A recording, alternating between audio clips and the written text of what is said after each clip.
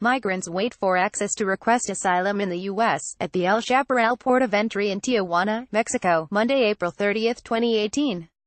Hans Maximo Musielike, AP Tijuana, Mexico. The caravan of Central Americans seeking asylum in the United States sought the world's attention as scores of migrants traveled through Mexico on a journey to escape their violent homelands. Now that the group has arrived at the border, the next steps in their journey will unfold mostly out of public view.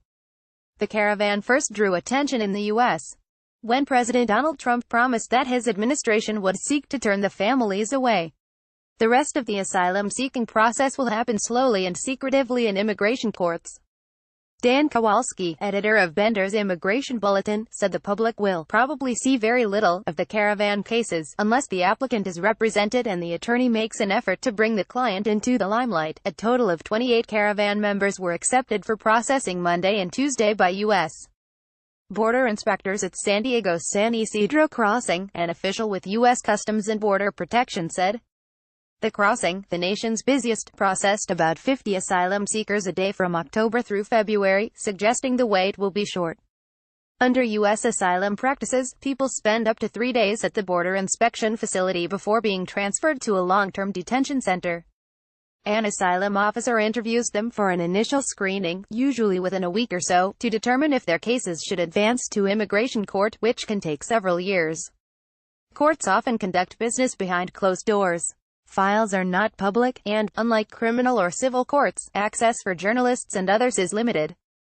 The caravan's numbers, while tiny compared to previous surges of Central Americans to South Texas and Haitians to San Diego, will be a test of Trump's tough words. Administration officials have railed against what they call legal loopholes and catch-and-release policies that allow people seeking asylum to be freed while their cases are adjudicated, but any significant changes must be addressed by Congress or in the courts. Attorney General Jeff Sessions has pledged to send more immigration judges to the border if needed and threatened criminal prosecution. On Monday, the Justice Department said it filed illegal entry charges against 11 people identified as caravan members. Homeland Security Secretary Kirstjen Nielsen said asylum claims will be resolved efficiently and expeditiously. She also warned that anyone making false claims could be prosecuted and said asylum seekers should seek protection in the first safe country they reach, including Mexico. U.S. attorneys who counseled asylum seekers in Tijuana warned that they could be separated from family and spend many months in detention, a shift from the Obama administration. Separating asylum-seeking families has become more common, as has detaining them while their cases wind through the courts, said Leon Rodriguez, director of U.S.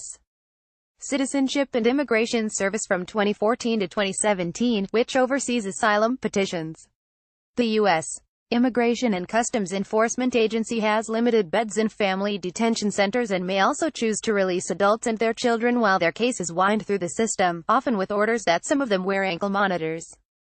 Children traveling alone are placed with family, other sponsors or in group homes overseen by the Health and Human Services Department.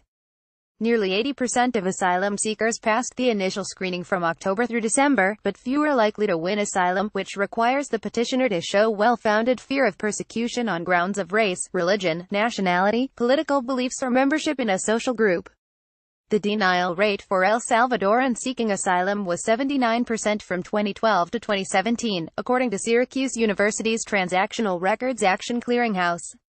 Hondurans were close behind with a 78% denial rate, followed Guatemalans at 75%. Associated Press videographer Gerardo Carrillo in Tijuana contributed to this report.